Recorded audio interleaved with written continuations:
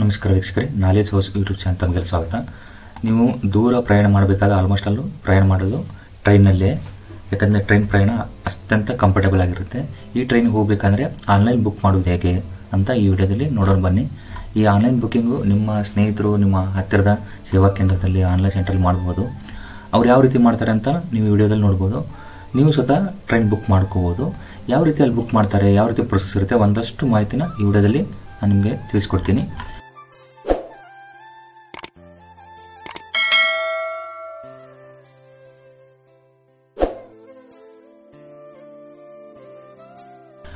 ನೋಡಿ, train book ಮಾಡಬೇಕಂದ್ರೆ first IRCTC ವೆಬ್ಸೈಟ್ಗೆ ಹೋಗಬೇಕು. IRCTC ಅಂತ ವೆಬ್ಸೈಟ್ ಇದೆ ನೋಡಿ, ಇಲ್ಲಿ ತೋರಿಸ್ತಾ ಇದೆ.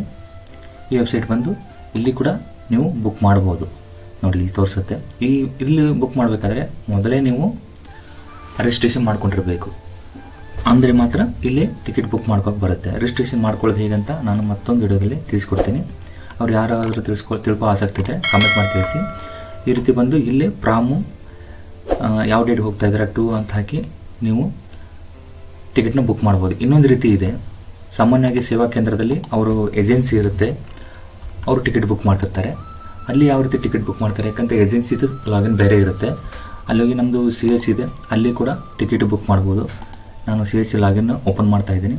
ಈ ರೀತಿ ನಮ್ಮದು CSC ಲಾಗಿನ್ ಓಪನ್ ಆಗುತ್ತೆ. ಇಲ್ಲಿ ಬಂದು IRCTC ಅಂತ ಜಸ್ಟ್ ಕ್ಲಿಕ್ ಮಾಡಿ.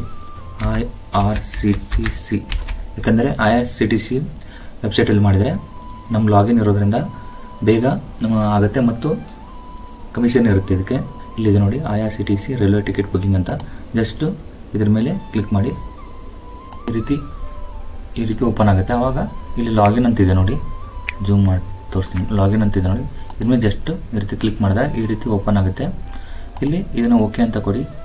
ಪ್ರೊಸೀಡ್ ಟು ಲಾಗಿನ್ ಅಂತ ಇರುತ್ತೆ. ಆವಾಗ ಈ ರೀತಿ ಬರುತ್ತೆ ಅಡ್ವರ್ಟೈಸ್ಮೆಂಟು. ಇದನ್ನು ಓಕೆ ಅಂತ ಕೊಡಿ. ಇಲ್ಲಿ ಒಂದು ಪಾಪಪ್ ಹೋಗ್ತಾ ಇದೆ ನೋಡಿ, ಇಲ್ಲಿ ನಾವು you can book ticket from CSC ಸಫಾರ್ ಅಂತ. CSC ಸಫಾರ್ ಅಂತ ನಮ್ಗೆ ಸಪ್ರೇಟ್ ಲಾಗಿನ್ ಕೊಟ್ಟಿರ್ತಾರೆ. ಇಲ್ಲಿ ನನ್ನ ಹೆಸರು ಕೂಡ ಹೋಗ್ತಾ ಇರುತ್ತೆ. ಇಲ್ಲೇ CSC ಸಫಾರ್ ಅಂತ ಕೊಟ್ಟರೆ ಜಸ್ಟ್ ಇದ್ರ ಮೇಲೆ ಕ್ಲಿಕ್ ಮಾಡಿದರೆ ಮತ್ತೆ ಈ ರೀತಿ ಬರುತ್ತೆ. ಈ ರೀತಿ ಬಂದಾಗ ಮತ್ತೆ ಇಲ್ಲೊಂದು ಲಾಗಿನ್ ಅಂತ ಇರುತ್ತೆ.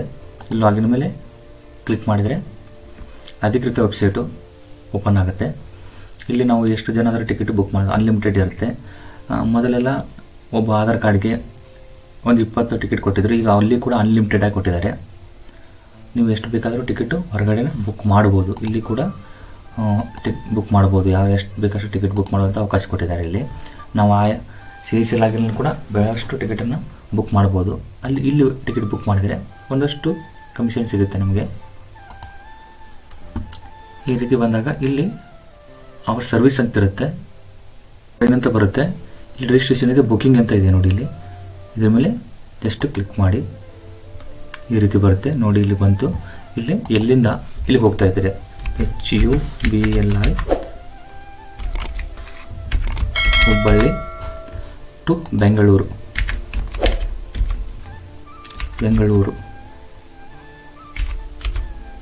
ಸೆಂಟ್ರಲ್. ಅಲ್ಲಿ KSR ಬೆಂಗಳೂರು.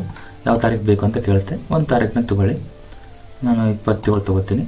ಆಲ್ ಕ್ಲಾಸಸ್ ಅಂತಿದೆ. ಇಲ್ಲಿ ಯಾವ ಸೀಟ್ ಬೇಕಂತ ಕೇಳುತ್ತೆ. ಆಲ್ ಕ್ಲಾಸಸ್ ಅಂತ ತೊಗೊಳ್ಳಿ, ಅಂದರೆ ಎಲ್ಲ ಸೀಟು ತೋರಿಸುತ್ತೆ. ಜನರಲ್ಲಾ, ಲೇಡೀಸಾ, ತತ್ಕಾಲ, ಸೀನಿಯರ್ ಅಂತ ಕೇಳುತ್ತೆ. ಸದ್ಯಕ್ಕೆ ನಾನು ಜನರಲ್ ತೊಗೊತಾ ಇದ್ದೀನಿ. ಫೈಂಡ್ ಟ್ರೈನ್ಸ್ ಅಂತಿದೆ, ಅದ್ಮೇಲೆ ಜಸ್ಟ್ ಕ್ಲಿಕ್ ಮಾಡ್ತೀನಿ. ಆವಾಗ ಈ ಥರ ಓಪನ್ ಆಗುತ್ತೆ. ಆ ತಾರೀಕು ಎಷ್ಟು ಟ್ರೈನ್ ಇದಾವೆ ಅಂತ ಇಲ್ಲೆಲ್ಲ ತೋರಿಸುತ್ತೆ ನೋಡಿ. ಆ ತಾರೀಕು ಇಷ್ಟೆಲ್ಲ ಟ್ರೈನ್ ಇದಾವೆ. ಈ ಟ್ರೈನ್ಗೆಲ್ಲ ನೀವು ಬುಕ್ ಮಾಡ್ಬೋದು ಅಂತ ತಿಳಿಸುತ್ತೆ. ನಮಗೆ ಯಾವ ಟ್ರೈನ್ ಬೇಕೋ ಅದನ್ನು ಒಂದು ಸಲ ಚೆಕ್ ಮಾಡ್ಕೋಬೇಕು ನೋಡಿ. ಇಲ್ಲಿದೆ ಒಂದು ಹಾಗೆ ತೋರಿಸ್ತಾ ಇದೆ ನಿಮಗೆ ಯಾವ ಟ್ರೈನ್ ಇದೆ. ಹುಬ್ಬಳ್ಳಿಯಿಂದ ನೋಡಿ ಟೈಮಿಂಗ್ ತೋರಿಸ್ತಾ ಇದೆ. ಇಲ್ಲೊಂದು ಟ್ರೈನ್ ತಗೊಳ್ಳೋಣ.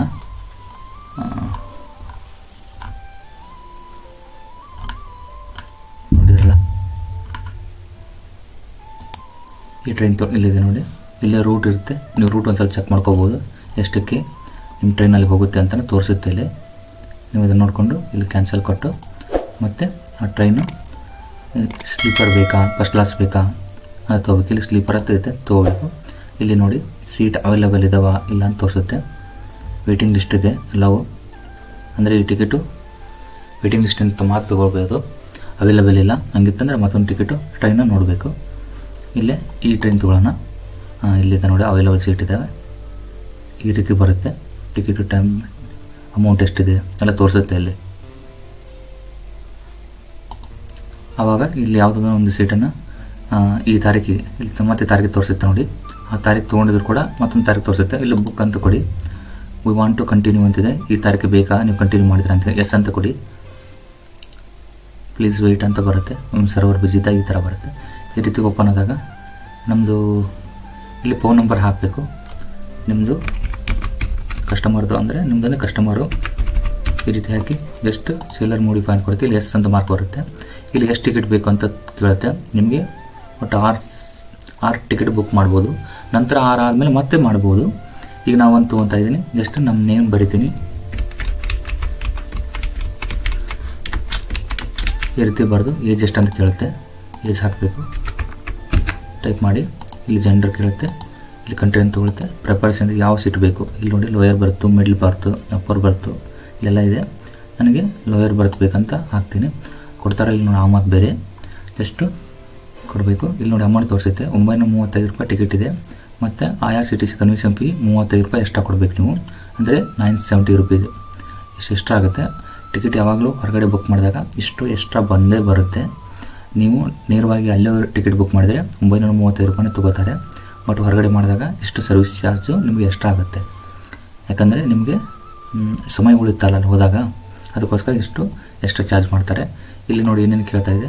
ಇದೇನು ಹಾಕೋ ಅವಶ್ಯಕತೆ ಇರೋಲ್ಲ. ಇಲ್ಲಿ ಪ್ರಿಫರೆನ್ಸ್ ನಂಬರ್ ಇದೆ. ಕನ್ಸಿಡರ್ ಆಟೋ ಅಪ್ಗ್ರೇಡ್ ಅಂತ ಓಕೆ ಕೊಡಿ. ಆಮೇಲೆ ಜಸ್ಟ್ ಬುಕ್ಕಿಂಗ್ ಅಂತ ಕೊಡಿ. ಟ್ರಾವೆಲ್ ಇನ್ಶೂರೆನ್ಸ್ ಬೇಕಾ ಅಂತ ಕೇಳುತ್ತೆ. ಅದೇನು ಬೇಕಾಗಿಲ್ಲ. ಬುಕ್ಕಿಂಗ್ ಕಂಟಿನ್ಯೂ ಅಂತ ಕೊಡಿ. ಮತ್ತು ಕಂಟಿನ್ಯೂ ಬುಕ್ ಅಂತ ಪೇಮೆಂಟ್ ಮಾಡಿದರೆ ಮುಗೀತು. ಒಂದು ಪ್ರಿಂಟ್ ಬರುತ್ತೆ. ಯಾವ ರೀತಿ ಪ್ರಿಂಟ್ ಬರುತ್ತೆ ಅಂದರೆ ಮತ್ತು ಇಷ್ಟು ನೋಡಿ ಅಮೌಂಟ್ ಪೇ ಮಾಡಿ ಅಂತ ಹೇಳುತ್ತೆ. ಇಷ್ಟು 1018 ರೂಪಾಯಿ ಮತ್ತೆ ಎಕ್ಸ್ಟ್ರಾ ಸೇರಿಸಿದ್ರು GST ಅದು ಇದು ಅಂತೇಳಿ 900 ಚಿಲ್ಲರೆ ಇತ್ತು. ಈಗ 1018 ರೂಪಾಯಿ ಆಯಿತು. ಇಷ್ಟು ನೀವು ಪೇ ಮಾಡಿದರೆ ಬುಕ್ ಮಾಡ್ಬೋದು. ಒಂದು ಪ್ರಿಂಟ್ ಬರುತ್ತೆ. ಈ ರೀತಿ ಒಂದು ಟಿಕೆಟ್ ಬುಕ್ ಬಂದ್ಬಿಡುತ್ತೆ.